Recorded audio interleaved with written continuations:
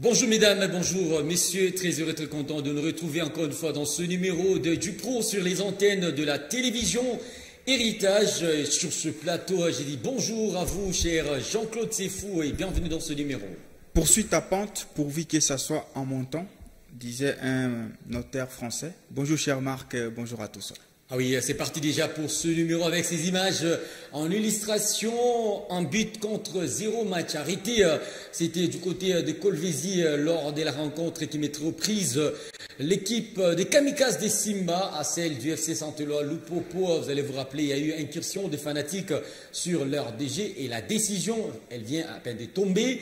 La Ligue Foot suspend le résultat de cette rencontre en attendant qu'il y ait enquête pour comprendre le pourquoi de cet événement triste en rapport avec le supporter de l'équipe des Kamikazes des Simba des Kolwezi. Mais avec vous, Jean-Claude, nous allons parler de cette dynamique en termes des chiffres pour le compte du FC Saint-Éloi Lupopo qui vient de réaliser 5 sorties, 5 succès, donc 15 sur 15.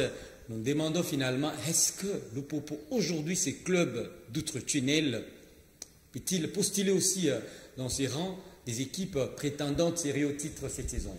Déjà, permettez-moi de placer un mot par rapport aux incidents de ces mercredis au stade Dominique Diour. Déjà, il faut commencer par dire que dans un pays sérieux, un stade comme Dominique Diour n'aurait pas dû accueillir un match justement de l'élite parce qu'il n'y a rien qui est respecté en termes des normes sécuritaires, les joueurs sont exposés, même ceux qui sont sur les bancs, c'est exposé, il suffit juste qu'un fan s'énerve et il accède directement sur la pelouse. Et puis, je crois que les dispositifs sécuritaires n'ont pas été pris de manière adéquate puisque c'est quand même un grand match. Hein, on est Kolwezi aujourd'hui, le contexte fait que Kolwezi et le Lubumbashi, il y a une sorte de concurrence, on sait, sur tous les plans, même sur les plans politiques et tout.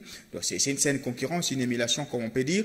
Et donc, il fallait vraiment penser que quand le Popo se déplace, quand Mazembe va se déplacer, ça sera vraiment un sacré engouement. Donc, il fallait y penser. Il y avait une forte faillite dans ça. Ça ne justifie en rien la colère des fans, puisque c'est tout simplement absurde.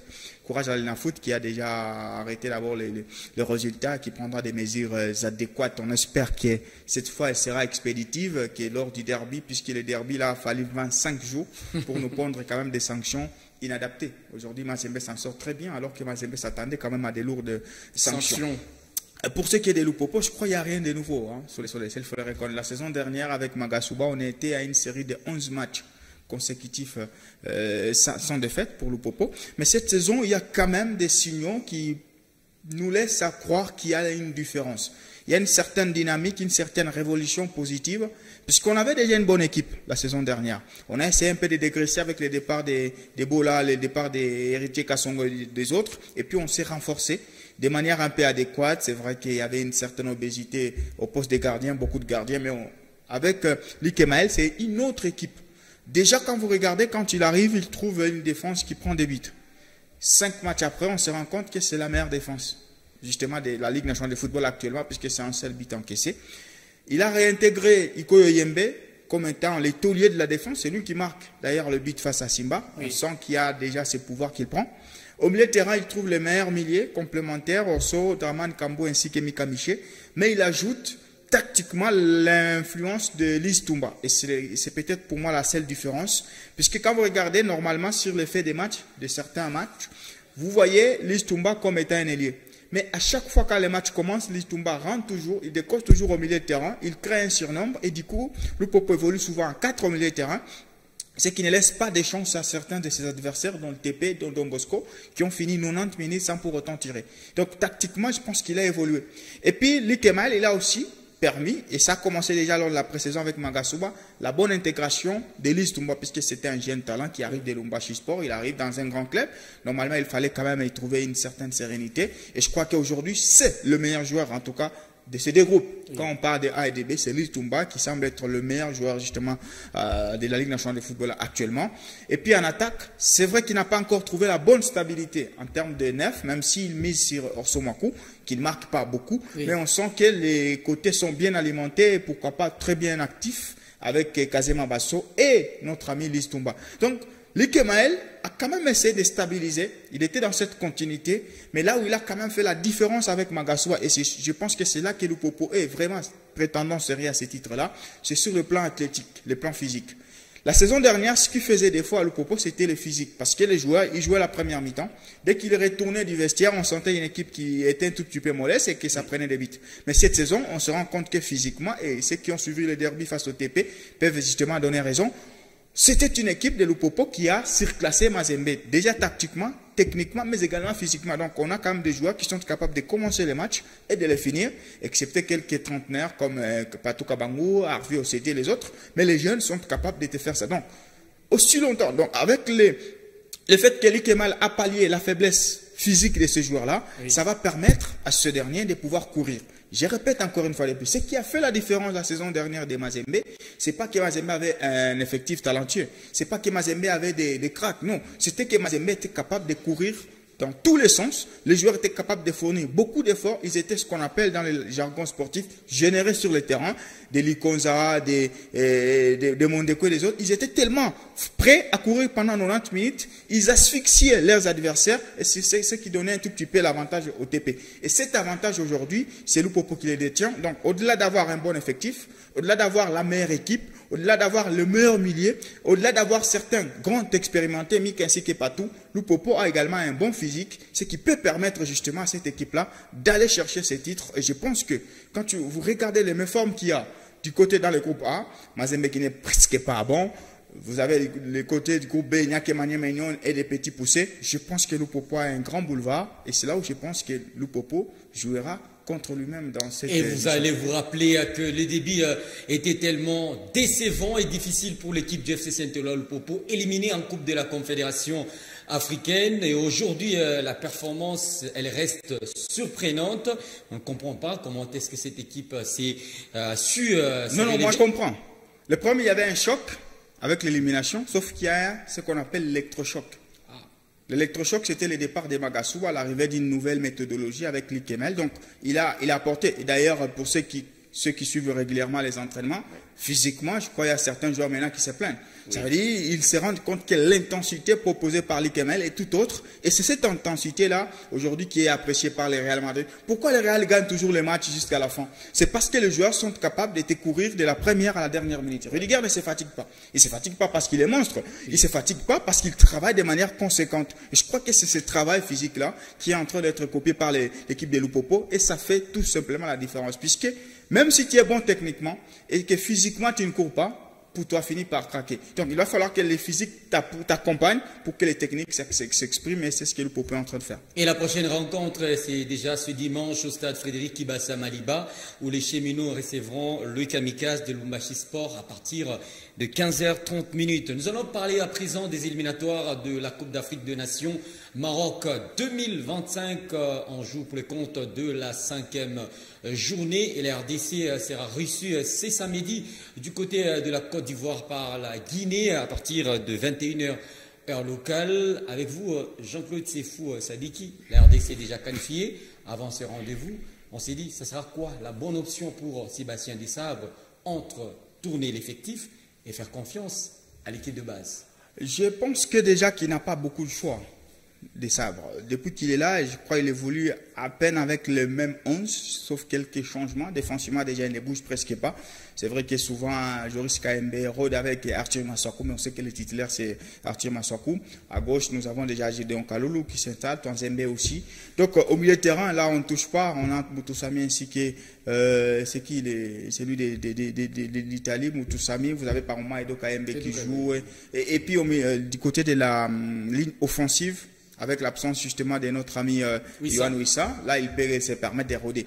Donc il n'a pas assez le choix de pouvoir proposer justement une autre équipe que celle qu'on connaît tous, sauf qu'il peut cette fois réfléchir à donner un peu de temps de jeu à d'autres. Vous savez par exemple Noah Sadiki qui profite souvent des 20 dernières minutes, cette fois, il peut lui donner 45 minutes. Donc, ils peuvent faire en sorte que les bancs puissent avoir maintenant un long temps de jeu, mais je ne crois pas qu'il faut rôder. Pour les équipes nationales, il faut le rappeler, il n'y a aucun match sans enjeu.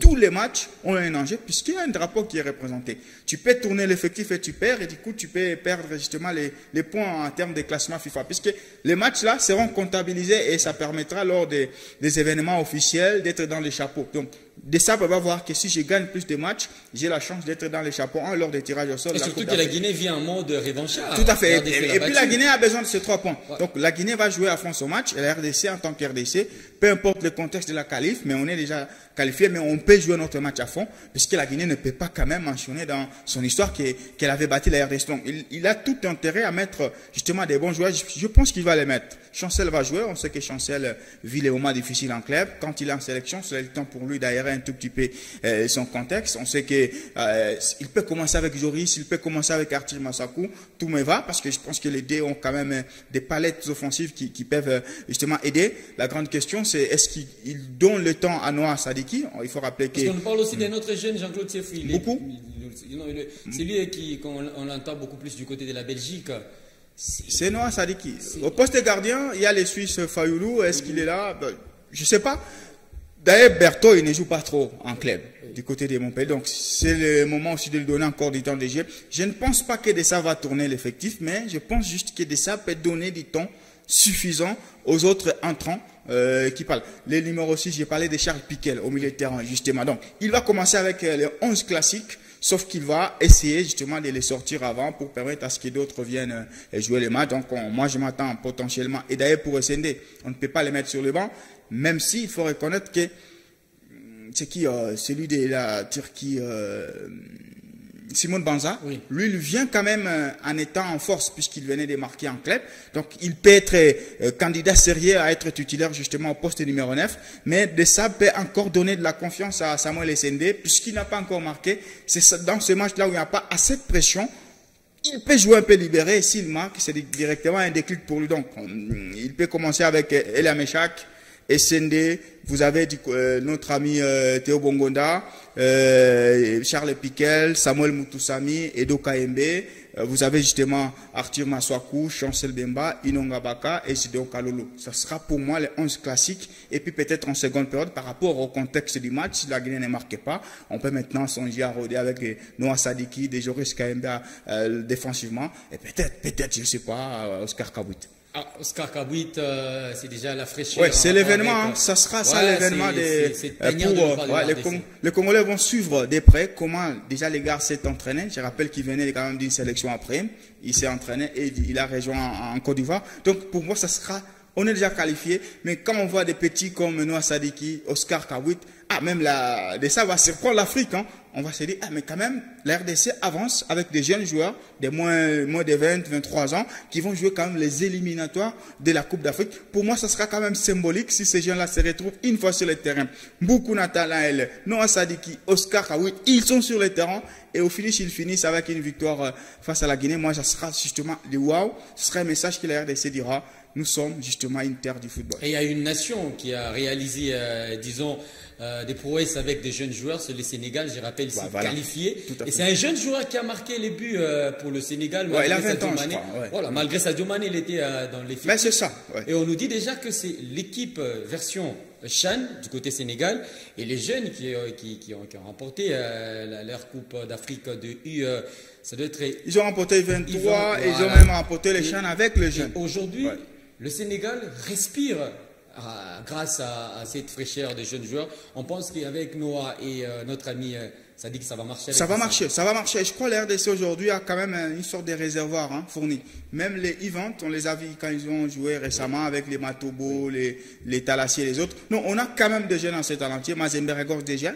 C'est vrai, on les juge par rapport au club. On dit ils ne sont pas encore au top. Mais quand ils jouent avec des jeunes, face aux jeunes, je crois qu'ils ont quand même le QI, comme on dit, footballistique, qui peuvent les permettre justement d'aller titiller. Nous sommes une terre de football et je pense que Desabre a toutes les chances de pouvoir nous mettre en évidence encore en Afrique, comme le Cameroun le faisait, comme le Sénégal le fait, la RDC peut le faire. Il y aura deux fenêtres. Je rappelle ici que le lundi, la RDC recevra l'Éthiopie en rapport avec la dernière journée des éliminatoires de la Coupe d'Afrique des Nations Maroc 2025.